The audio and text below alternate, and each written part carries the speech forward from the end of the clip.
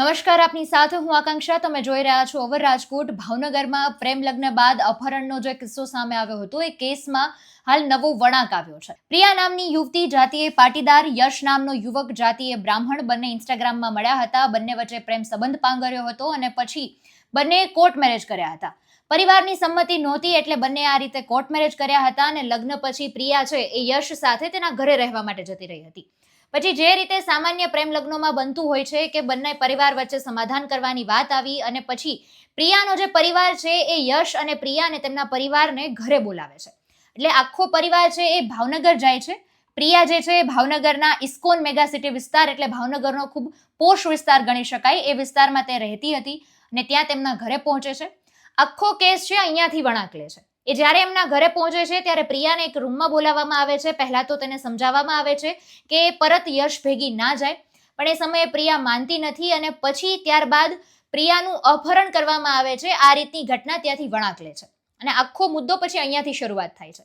ત્યાર પછી યશ છે કે એવી ફરિયાદ નોંધાવે છે કે તેની પત્ની છે તેનું અપહરણ કરવામાં આવ્યું છે. પછી એ બધા લોકો વચ્ચે મારામારી થાય છે, ઝઘડો થાય છે. આની પણ ઘટના સામે આવી હતી.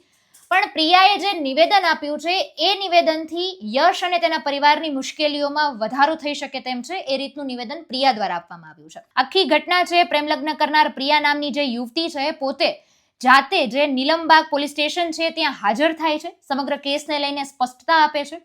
સૌથી પહેલા તો યશ એવો કેસ કરાવે છે કે પ્રિયાનું અપહરણ થયું હતું અને જ્યારે પ્રિયા પોતે પોલીસ સ્ટેશનમાં હાજર થાય છે તો પોતે એવું કહે છે કે કોઈ પણ પ્રકારનું અપહરણ તેનું કરવામાં નથી આવ્યું, એની મરજીથી ત્યાં ગઈ હતી. આ રીતની વાત પ્રિયા દ્વારા કરવામાં આવે છે.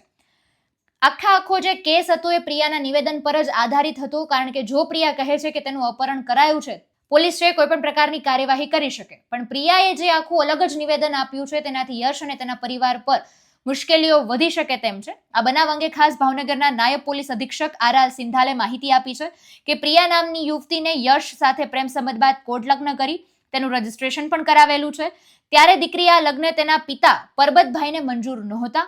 આમ છતાં પિતાએ સમાધાન હેતુથી અને અન્ય કારણોસર દીકરી જમાય અને તેના પરિવારને તેમના ઘરે બોલાવે છે.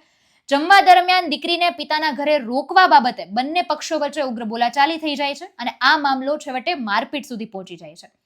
આ ખેંચતાણ દરમિયાન જ પ્રિયા એક નંબર વગરની ગાડી છે તેમાં બેસીને ત્યાંથી નીકળી ગઈ હતી. તેના આધારે પોલીસે અપહરણની ફરિયાદ દાખલ કરી હતી.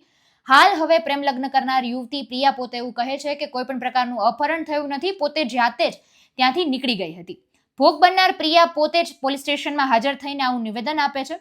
જમવા સમયે પિતા અને સાસરી પક્ષ વચ્ચે થયેલા ઝઘડા અને બોલાચાલીથી કંટાળીને સ્વખુશીથી ગાડીમાં બેસીને ત્યાંથી નીકળી ગઈ હતી અને કોઈ પણ પ્રકારનું મરજી વિરુદ્ધનું કૃત્ય, તેની મરજી વિરુદ્ધનું કૃત્ય કરવામાં નથી આવ્યું. આ રીતની હકીકત પ્રિયા પોલીસ સ્ટેશનમાં આવીને કહે છે. હાલ યુવતીનું જે નિવેદન સામે આવ્યું છે તેના આધારે પોલીસે વધુ તપાસ પણ હાથ ધરી છે. પણ અહીંયા એ પણ અગત્યની વાત છે કે જ્યારે પણ કોઈ પણ પ્રેમ લગ્ન થતા હોય છે તો બંને યુવક અને યુવતી છે પોતાના પરિવાર, પોતાનું ઘર છે એને પણ પાછળ રાખીને પોતાના પ્રેમને મહત્વ આપતા હોય છે અને પોતાના પ્રેમને અગ્રેસર માનીને પોતે પ્રેમ લગ્ન કરતા હોય છે. હવે આવા કિસ્સામાં જ્યારે કોઈ એક વ્યક્તિ પણ આ રીતે જો ફરી જાય છે, એમનું નિવેદન પણ આ રીતે થઈ જાય છે, તો સામેવાળા વ્યક્તિ પર આભ તૂટી પડ્યા જેવીની ઘટના આખી બની જતી હોય છે. આવનારા સમયમાં ખબર પડશે કે આ કેસ નવો શું વળાંક લે છે અને પ્રિયાના નિવેદન પછી હવે શું કાર્યવાહી કરવામાં આવે છે. પ્રેમ લગ્ન કરનાર યુવકને મારવામાં આવ્યો છે, સાથે જ તેણે તેવા મતલબની ફરિયાદ કરી છે, મારી પત્નીનું અપહરણ કરીને લઈ ગયા છે તેના માતા પિતા. શું કહેશો? નીલમબાગ પોલીસ સ્ટેશનના જે ઇસ્કોન મોલ મેગાસ જે છે એરિયા, ત્યાંનો આ બનાવ છે. જેમાં આ કામના જે યશભાઈ હિતેશભાઈ ઉપાધ્યાય રહે રસનાળ ગામ, તાલુકો ગઢડા અને જિલ્લો બોટાદનાઓએ ફરિયાદ દાખલ કરેલી છે. 7 ઈસમો વિરુદ્ધ, એક પરબતભાઈ, બીજા જે છે હિતેશભાઈ તથા તેના પત્નીના ફુવા, તેના મામા અને બીજા 3 ઈસમો વિરુદ્ધ. ફરિયાદની વિગત એવી છે કે આ યશભાઈ જે છે ઇન્સ્ટાગ્રામથી આ કામના જે દીકરી જે છે પ્રિયા, તેની સાથે સંપર્કમાં આવ્યા અને બાદમાં એકબીજાના મોબાઈલ નંબર શેર કર્યા. વાતચીત કરતા દરમિયાન તેઓને એકબીજા સાથે પ્રેમ સંબંધ થઈ જતા તેઓએ મેરેજ કરી અને તેનું રજીસ્ટ્રેશન કરાવ્યું. આ બાદ જે છે તેના જે દીકરી જે છે તેના પિતાને નહીં ગમતા હોવા છતાં તેઓએ આ જે ઇસ્કોન મેગા સિટી જે છે તેના જમવા માટે બોલાવ્યા અને બાદમાં તેઓ વચ્ચે બોલાચાલી થયેલી અને આ દીકરીનું અપહરણ કરેલું તેવી ફરિયાદ દાખલ કરવામાં આવેલી છે. આ કામે તપાસ દરમિયાન શાહેદોના નિવેદન લેવામાં આવેલા છે અને આ કામે ગઈકાલે જે આ ભોગ બનનાર જે પ્રિયાબેન જે છે, જેના મેરેજ થયેલા છે, તેઓ નીલમબાગ પોલીસ સ્ટેશન આવી અને તેઓએ નિવેદન આપ્યું છે પોલીસને કે હું મારી સ્વેચ્છાએ ગયેલી છું, પણ હકીકત ત્યાં એવી બનેલી કે તેના જે પિતાશ્રી જે છે પર્વતભાઈ, તેણે આ લોકોને ત્યાં જમવા માટે બોલાવ્યા ત્યારે આ કામના યશભાઈ, હિતેશભાઈ, તેમના માતા તેમજ આ પ્રિયા ત્યાં ગયા. દરમિયાન રોકાવા બાબતે આ લોકો વચ્ચે જે બોલાચાલી થઈ અને મારપીટ થયું, જેથી આ પ્રિયા જે છે બીજી જે નંબર વગરની ગાડી જે છે તેની અંદર સ્વેચ્છાએ એ ગયેલીની હકીકત પોલીસને જણાવેલી છે. પોલીસ આ કામે ઊંડી તપાસ હાલમાં ચલાવી રહી છે અને પુરાવા એકઠા કરી રહી છે. તેના પતિએ તેવા મતલબની ફરિયાદ આપી છે કે તેને છે મોઢે ડૂચો મારીને પરાણે બ્લેક કલર જે સ્વિફ્ટ ગાડી હતી કાળા કાચવાળી, તેમાં નાખીને સાહેબ લઈ ગયા છે.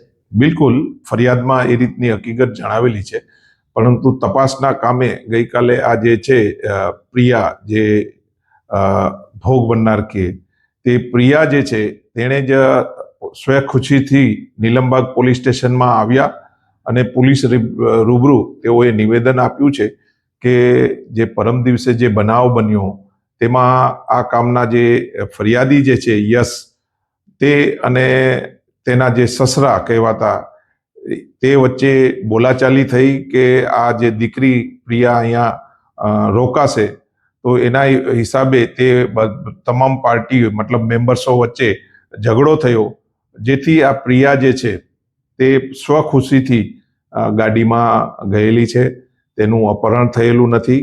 આવી હકીકત તેઓએ પોલીસ સમક્ષ નિવેદનમાં જણાવી છે. સાહેબ, આજે પ્રિયા નામની જે યુવતી છે, હવે એના પતિ પાસે જવા માંગે છે કે નહીં, પોલીસને શું નિવેદન આપ્યું? પોલીસને હાલમાં જે છે તે તેના સંબંધી સાથે ગયેલા છે તેવું નિવેદન આપ્યું છે. અચ્છા સાહેબ, જે તેનો પતિ છે યશ, તેણે પણ ગઈકાલે નામદાર કોર્ટમાંથી સર્ચ છે તે કઢાવ્યું છે, વોરંટ કઢાવ્યું છે. આ મામલે હવે પોલીસ શું કરી? હા, એ મામલે જે છે આપણે જે છે તેની બજવણી કરી દીધી છે. પ્રિયાને આપણે તેની જાણ કરી દીધી છે અને નામદાર કોર્ટનો જે હુકમ છે તે પ્રમાણે કાર્યવાહી થશે. અચ્છા સાહેબ, તેનો યુવકનો એવો પણ આક્ષેપ છે કે તારીખ 30 ના રોજ ભાવનગર પોલીસ છે તે ઢસા ખાતે આવી હતી અને ઓન કેમેરામાં શૂટિંગ ઉતાર્યું હતું, છતાં આ દીકરીએ જવાબ પણ લખાયો હતો પોલીસને કે હું યશ સાથે જ રહેવા માંગુ છું. તે બાબત શું છે? હા, ત્યારની અને હાલની ગઈકાલની જે દિવસો વચ્ચે ઘણો અંતર છે. ગઈકાલે નીલમબાગ પોલીસ સ્ટેશન સ્વખુશીથી જે પ્રિયા આવે છે અને પોલીસને પોતાનું નિવેદન આ ફરિયાદ બાદ નોંધાવે છે, તો એ જે છે અને જણાવે છે કે મારું અપહરણ નથી થયું, તેમજ હું સ્વખુશીથી ગઈ છે, તો એ આપણે માનવાને કારણ છે.